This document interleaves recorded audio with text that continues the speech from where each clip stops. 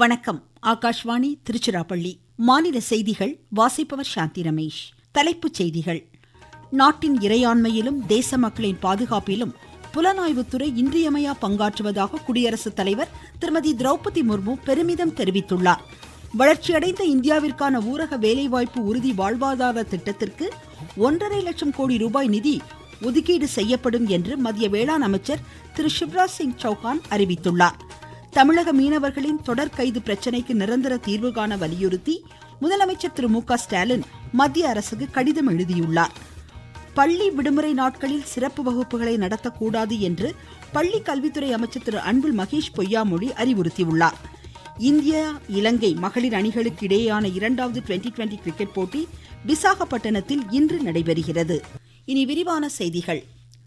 நாட்டு மக்களின் பாதுகாப்பிலும் தேச ஒற்றுமை இறையாண்மையிலும் புலனாய்வுத்துறை இன்றியமையா பணியாற்றி வருவதாக குடியரசுத் தலைவர் திருமதி திரௌபதி முர்மு பெருமிதம் தெரிவித்துள்ளார். புதுடெல்லியில் புலனாய்வு முகமை நூற்றாண்டு நிகழ்வில் இன்று உரையாற்றிய அவர் கடந்த 10 ஆண்டுகளில் உள்நாட்டு அச்சுறுத்தல்கள் திறம்பட கையாளப்பட்டுள்ளதை எடுத்துரைத்தார். தேச பாதுகாப்பின் மறைமுக வீரர்களாக புலனாய்வு முகமையினர் திகழ்கின்றனர் என்றும் அவர் புகழாரம் சூட்டியுள்ளார். உள்நாட்டு பாதுகாப்பின் வலிமை மிகு அரணாக திகழ்வதுடன் பாதுகாப்பு சவால்களையும் அச்சுறுத்தல்களையும் துல்லியமாக கண்டறிந்து நுட்பமாக செயலாற்றுவதாக புலனாய்வு முகமையின் இயக்குனர் திரு தபன்குமார் தெரிவித்தார். செயற்கை நுண்ணறிவை பயன்படுத்தி வளர்ச்சியுடன் கூடிய பெரும் மாற்றங்களை முன்னெடுத்து செல்லும் முதன்மை நாடாக இந்தியா உருவெடுத்து வருவதாக குடியரசு துணைத் தலைவர் திரு சி.பி. ராதாகிருஷ்ணன் கூறியுள்ளார். புதுடெல்லியில் செயற்கை நுண்ணறிவு தேசிய மாநாட்டில் இன்று உரையாற்றிய அவர் பள்ளிகளிலும் கல்லூரிகளிலும் செயற்கை நுண்ணறிவு பாடத்திட்டத்தின் அவசியத்தை வலியுறுத்தினார். இதன் மூலம் இளம் வயதிலேயே மாணாக்கர் நெருக்கடி நேரங்களில் செயலாற்றும் திறனையும் பிரச்சனைகளுக்கு தீர்வு காணும் நுட்பத்தையும் பெற முடியும் என்று குறிப்பிட்டார்.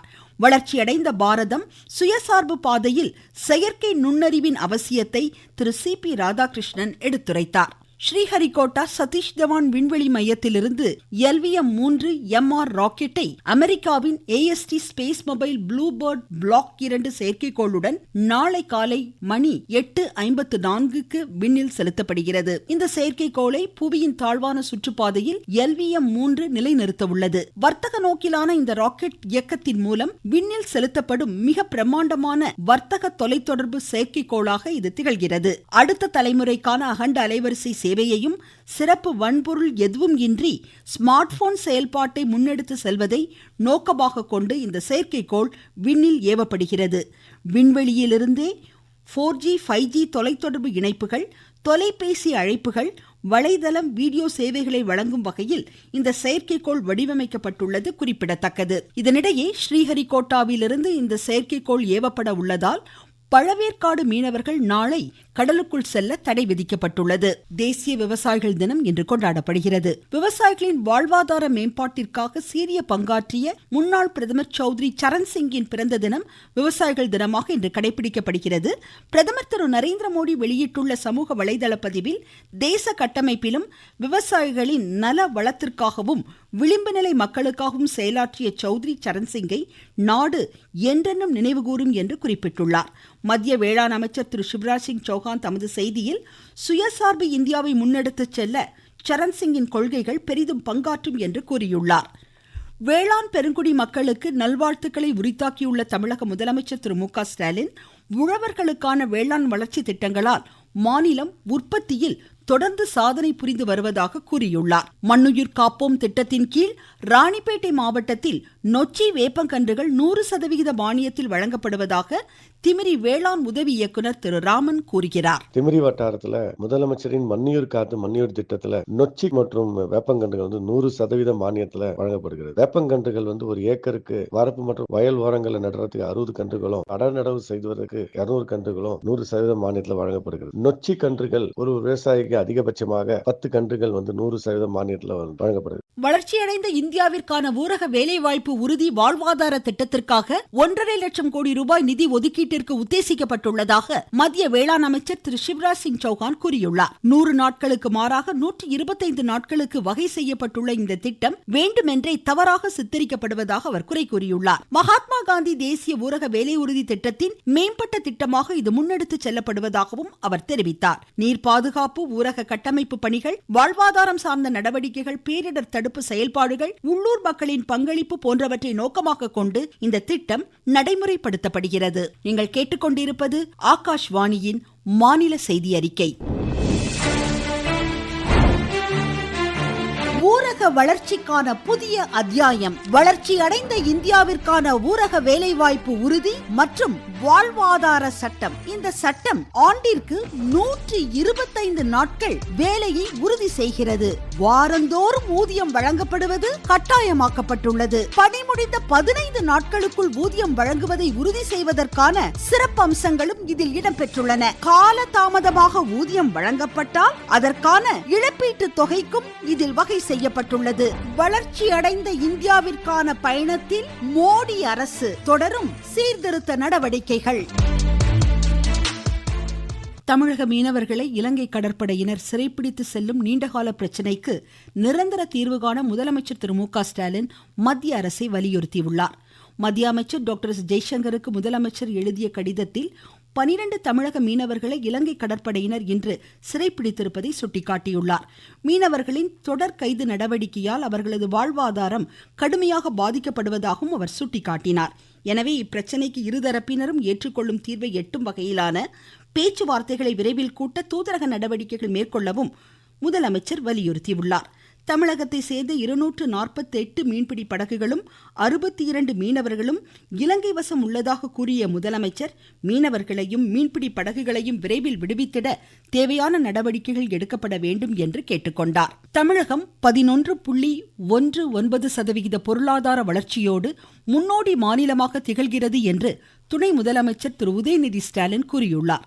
சென்னை ஆர்கே நகரில் கிறிஸ்துமஸ் விழா நிகழ்வில் இன்று உரையாற்றிய அவர் தமிழக அரசு சிறுபான்மையின மக்களுக்காக கல்வி ஊக்கத்தொகை, ஜெருசலம் புனித பயண மானியம், தேவாலய புதுப்பித்தல் நிதி உள்ளிட்டவற்றை செயல்படுத்தி வருவதாக எடுத்துரைத்தார். தமிழ்நாட்டில் பள்ளி விடுமுறை நாட்களில் சிறப்பு வகுப்புகளை ஆசிரியர்கள் நடத்தக்கூடாது என்று மாநில பள்ளிக்கல்வித்துறை அமைச்சர் திரு அன்பில் மகேஷ் பொய்யாமொழி அறிவுறுத்தியுள்ளார். திருச்சியில் இன்று செய்தியாளர்களிடம் பேசிய அவர் தனியார் பள்ளிகள் இதனை கட்டாயம் கடைபிடிக்க வேண்டும் என்று அறிவுறுத்தினார். விடுமுறை நாட்களில் சிறப்பு வகுப்புகள் நடத்தக்கூடாது. காரணம் பிள்ளைங்களை படிக்கக்கூடாது அப்படிங்கிறதுக்காக சொல்றாங்க. குழந்தைங்களை பொறுத்த வரைக்கும் டெய்லி ஸ்கூலுக்கு போயிட்டு வரும்போது அவங்களுக்கான ரெஃப்ரெஷிங் பீரியட் அப்படின்னு டைம் பார்த்தீங்கன்னா இந்த மாதிரியான லீவ் நாட்கள் தான். இது அவங்க ரெஃப்ரெஷ் பண்ணிட்டு திருப்பியும் அவங்க தங்களை புதுப்பிச்சுக்கக்கூடிய ஒரு நாட்களாக தான் பார்க்கலாம். அதன் பிறகு திருப்பி ஸ்கூல்ஸ் ஜான் ஃபர்ஸ்ட் வீக்லேருந்து ஆரம்பிக்கும் போது அதை சார்ந்து திருப்பி அவங்களை முழுமையாக ஈடுபடுத்திக் கொடுப்பாங்க. குழந்தைங்க ஒரு மென்டல் பிரஷர் இருந்துடக்கூடாது. தமிழ்நாட்டில் வரவிருக்கும் சட்டப்பேரவை தேர்தலில் பிஜேபியின் நிலைப்பாடுகள் குறித்து தமிழக பிஜேபி தேர்தல் பொறுப்பாளரும் மத்திய அமைச்சருமான திரு பியூஷ் கோயல் சென்னையில் இன்று விரிவான ஆலோசனைகளை மேற்கொண்டுள்ளார்.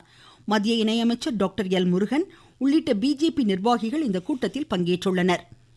விடுதலை போராட்ட தியாகி கக்கனின் நினைவு தினம் இன்று கடைபிடிக்கப்படுகிறது. மதுரை மாவட்டம் மேலூர் தும்பைப்பட்டியில் அன்னாரது மணிமண்டபத்தில் உள்ள திருவுருவ சிலைக்கு மாநில அமைச்சர் திரு மூர்த்தி, மாவட்ட ஆட்சித்தலைவர் திரு பிரவீன்குமார் உள்ளிட்டோர் மாலை அணிவித்து மரியாதை செலுத்தினர். திண்டுக்கல் மாவட்டம் பழனி வட்டம் பாலாறு பொருந்தலாறு அணையிலிருந்து பழைய அணைக்கட்டு கால்வாய்கள் மூலம் முதல் போக பாசனத்திற்கு நாளை முதல் தண்ணீர் திறக்கப்படுகிறது. முல்லை பெரியாறு அணையில் ஆளில்லா தானியங்கி இயந்திரம் மூலம் நீருக்கடியில் ஆய்வுகள் இன்று நடைபெற்று வருகிறது. மண்பொருள் ஆராய்ச்சி நிலைய விஞ்ஞானிகள் இப்பணிகளை மேற்கொண்டுள்ளனர். பெரம்பலூர் மாவட்டத்தில் விவசாயிகள் குறைதீர் நாள் கூட்டம் வரும் வெள்ளிக்கிழமை நடைபெறும். ராணிப்பேட்டை மாவட்டம் பெருமூச்சி பகுதியில் குடிமைப் பொருள் வழங்கல் புலனாய்வு காவல்துறையினர் மேற்கொண்ட சோதனையில் ஒரு வீட்டின் பின்புறம் பதுக்கி வைக்கப்பட்டிருந்த 2 டன் ரேஷன் அரிசி மூட்டைகள் பறிமுதல் செய்யப்பட்டுள்ளன.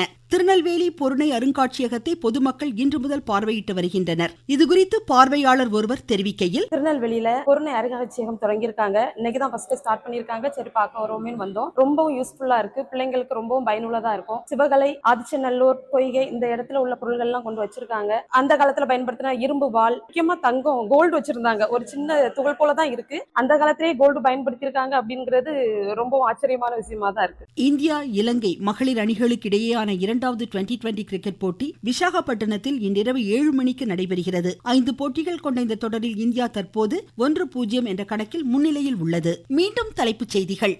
நாட்டின் இறையாண்மையிலும் தேச மக்களின் பாதுகாப்பிலும் புலனாய்வுத்துறை இன்றியமையா பங்காற்றுவதாக குடியரசுத் தலைவர் திருமதி திரௌபதி முர்மு பெருமிதம் தெரிவித்துள்ளார்.